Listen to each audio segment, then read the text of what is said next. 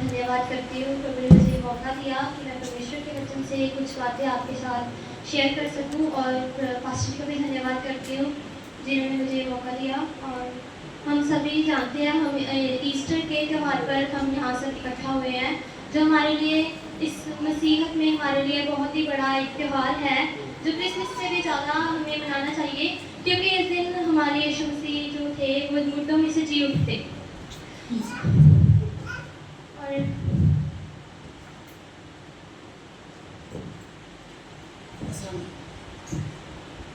हम प्रभु का धन्यवाद करते हैं, हम सब यहाँ इकट्ठे हुए और प्रभु यीशु मसीह हमारे लिए मुर्दों में से जी उठे, उन्होंने मार खाई, और उसी के बारे में हम थोड़ा और पढ़ेंगे, क्योंकि हम सब जानते हैं प्रभु यीशु जी उठे, पर क्यों उठे, उनका मुख्य कारण क्या था जी उठने का, उनको मतलब क्यों जी उठना जरूरी था उनके लिए। अगर वो ना जी उठते तो हमें बहुत सारे कारण हैं, जैसे मृत्यु पर जीत नहीं प्राप्त की जा सकती थी और हमें सामर्थ्य नहीं मिलती। तो उसी के बारे में हम थोड़ा पढ़ेंगे। कोई प्लीज़ पढ़ दीजिए पहला कुरिन्थियों 15 अध्याय उसकी 55 आयत।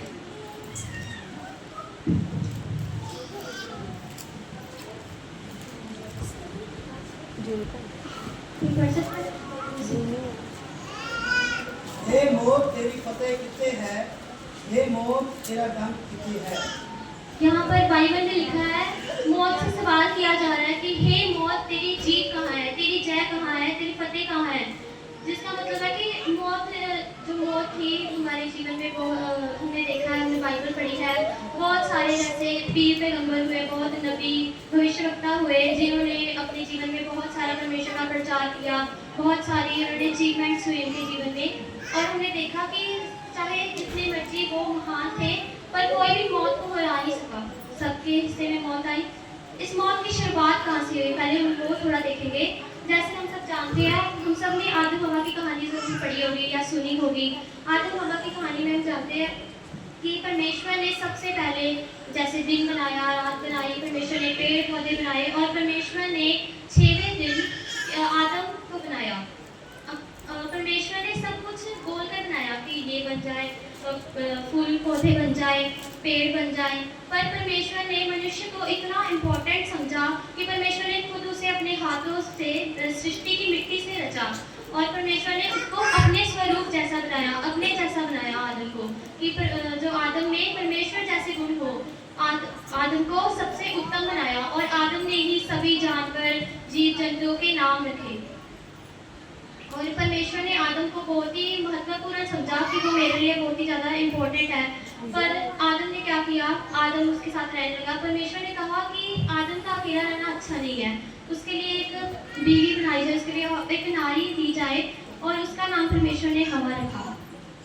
वो दोनों आदम और हवा बाग में बहुत अच्छे से रहते थे, खाते पीते थे। परमेश्वर ने कहा कि तुम जहाँ मर्जी घूम सकते हो, बाग में कुछ भी खा सकते हो, पर जो बाग के बीचों बीच एक पेड़ लगा है जिसे भले और बुरे का वृक्ष कहते हैं, वो तुम नहीं खा सकते, उसमें से कोई भी फल तोड़कर ना खाना। और एक आयत पढ़ दीजिए प्लीज, उत्पत्ति 2 की 16 से 17 तक। उत्पत्ति 2 16 या 17। यहोवा परमेश्वर ने आज्ञा दी। परमेश्वर ने आदम को आज्ञा दी। परमेश्वर आज हमें भी बहुत सारी आज्ञा देता है, क्या हम उन आज्ञा का पालन करते हैं? हमें अपने मन में सोचना चाहिए। परमेश्वर ने आदम को भी एक आज्ञा दी, जैसे परमेश्वर ने हमें 10 आज्ञाएं दी, और भी बाइबल में बहुत सारी आज्ञाएं हैं जो हमें माननी चाहिए। परमेश्वर की आज्ञा का पालन करना चाहिए, हमें परमेश्वर की आज्ञा को तोड़ना नहीं चाहिए। परमेश्वर ने आदम को आज्ञा दी कि बाग दे हर वृक्ष को तुम निश्चय खाई, पर भले ते बुरे दे सियाम दे वृक्ष को तुम ना खाई, क्यों जब जिस दिन तू उसको खाएगा जरूर मर जाएगा। परमेश्वर ने कहा कि तू बाग के सब फलों से खा सकता है, पर जो भले और बुरे का वृक्ष है उसका फल तू ना खाना, क्योंकि जिस दिन तू खाएगा तू मर जाएगा। परमेश्वर जानता था कि जिस दिन आदम ने भले और बुरे का वृक्ष खा लिया तो उसको सब कुछ पता लग जाएगा, उसके अंदर पाप आ जाएगा।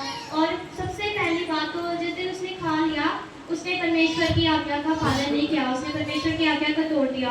और जब हम परमेश्वर की आज्ञा को तोड़ते हैं तब हमें दंड मिलता है। और इसी तरह से आदम को बहुत सज़ा मिली, उस उसे अदन के बाग से बाहर निकाल दिया गया और उसे एक और बड़ी सजा मिली जो थी मौत। परमेश्वर ने कहा कि तूने मेरी आज्ञा का पालन नहीं किया, तूने मेरी आज्ञा को तोड़ा, ये मेरी नजरों में पाप है, तो मैं तुझे मौत दूंगा। और उसके बाद से सब मनुष्य मरने लगे। जो आदम की जो मृत्यु हुई जब वो 930 साल का था, और हम देखते हैं कि जब आदम की मृत्यु हुई काफ़ी ज़्यादा देर वो जिया, पर ऐसे करते करते जब और लोग आए और पाप बढ़ा, और फिर परमेश्वर ने कहा कि ये तो पाप बढ़ता जा रहा है, तो ऐसे करते करते हर एक इंसान की उम्र बढ़ती गई, और आज नॉर्मल उम्र देखें एक इंसान की तो 70 से 80 साल है। परमेश्वर ने कहा कि तुमने मेरी आज्ञा का पालन नहीं किया, तुमने मेरी आज्ञा को तोड़ा, तो तुम्हें दंड भी मिलेगा। और उसी की सज़ा आज भी हम भुगत रहे हैं। और फिर क्या हुआ कि पहला जो हमने देखा कि जो बाइबल में पहला आदम आया, पहला मनुष्य आया, उसके द्वारा आई मौत। फिर क्या हुआ, परमेश्वर ने देखा कि दुनिया में बहुत पाप बढ़ रहा है, तो परमेश्वर ने अपने इकलौते पुत्र प्रभु यीशु मसीह को मनुष्य रूप में भेजा, कि जैसे मनुष्य पर पीड़ा आती है वैसे ही यीशु मसीह पर भी पीड़ा आई। यीशु मसीह पर मनुष्य से कई गुना ज़्यादा पीड़ा आई। उसने कोई पाप नहीं किया, फिर भी उसे मारा गया, उसे कुचला गया, उस पर कोड़े मारे गए, उसे सलीब पर चढ़ाया गया, और उसे मृत्यु मिली, क्योंकि मनुष्य शरीर से ज़्यादा था, तो मृत्यु मिलना एक नॉर्मल बात है।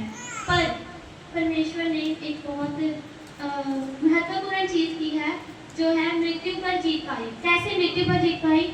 जब परमेश्वर मारा गया, उसके तीसरे दिन परमेश्वर यीशु मसीह ने जी उठकर मृत्यु पर विजय प्राप्त की, मृत्यु को हरा दिया।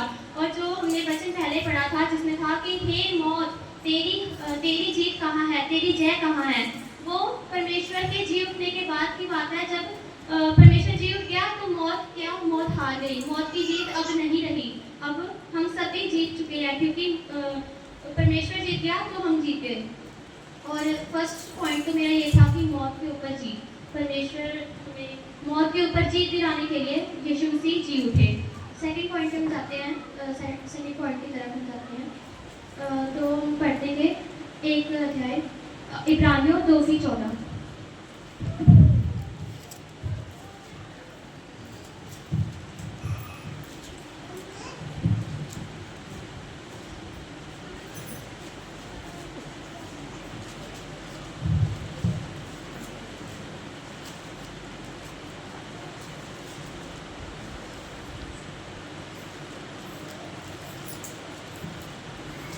इसलिए जबकि लड़के मांस और लहू के भागी हैं, तो वो आप भी उनके समान उनका सहभागी हो गया। हमने देखा कि जैसे हम इंसान हैं, हम मांस और लहू से बने हैं, हम मांस और लहू के बिना कुछ भी नहीं है। वैसे ही परमेश्वर भी आया मनुष्य बनकर, परमेश्वर में भी मांस और लहू था, और ताकि मृत्यु के द्वारा उसे, जिससे मृत्यु पर शक्ति मिली थी, अर्थात शैतान को निकम्मा कर दे। जो जीवन था वो तो परमेश्वर की तरफ से था, और जो मौत थी वो शैतान की तरफ से थी। जो मृत्यु पर शक्ति किसकी थी? शैतान की। परमेश्वर ने उसी मौत के द्वारा परमेश्वर मरे, और फिर उसी मौत के द्वारा शैतान को हराया। कैसे? परमेश्वर मरे, तीसरे दिन जी भी उठे, और हम सबके बीच में एक गवाही खड़ी हुई कि परमेश्वर यीशु मसीह जो है वो मुर्दों में से जी उठे, और उसी दिन को आज हम मना रहे हैं। तीसरे जो सेकंड पॉइंट है वो है शैतान की शक्ति को खत्म करना। जो परमेश्वर ने शैतान की शक्ति को खत्म किया और शैतान को निकम्मा कर दिया, मौत पर विजय प्राप्त करके। और थर्ड पॉइंट जो हम जाते हैं जो है प्रेरितों के काम 1:8।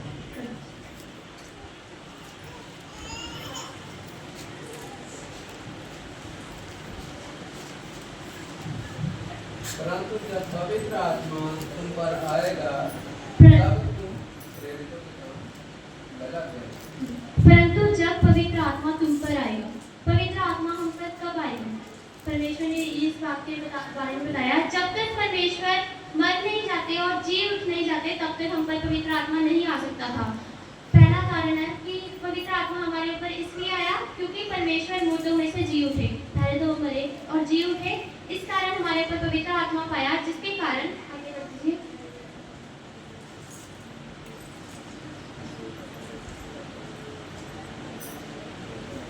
सामर्थ पाओगे और यरूशलेम और सारे यहूदिया और सामरिया में और इटली की छोर तक मेरे गवाह होंगे। और हमें पवित्र आत्मा मिला, जिसकी वजह से हमें जब पवित्र आत्मा मिला तो हमारे अंदर सामर्थ आई, शक्ति आई और हम परमेश्वर के गवाह ठहरे हैं। अगर पवित्र आत्मा ना आता हम पर तो हमें सामर्थ नहीं मिलेगी और हम कभी भी परमेश्वर की गवाही नहीं दे सकते थे कि यीशु मसीह प्रभु यीशु मसीह मुर्दों में से जी उठे। और इसी बात का प्रूफ है कि यीशु मसीह जी उठे, हम गवाही दे रहे हैं क्योंकि हमारे बीच में जो है मौत पर विजय प्राप्त की यीशु मसीह ने और हमें यीशु मसीह ने हमारे पाप उठा लिए, हमें हमारे पापों से मुक्ति दी यीशु मसीह ने। सभी को जय मसीह की। मैं इसी के साथ अपना वचन समाप्त करना चाहती हूँ। अगर मुझसे कुछ गलत बोला गया तो माफ करना।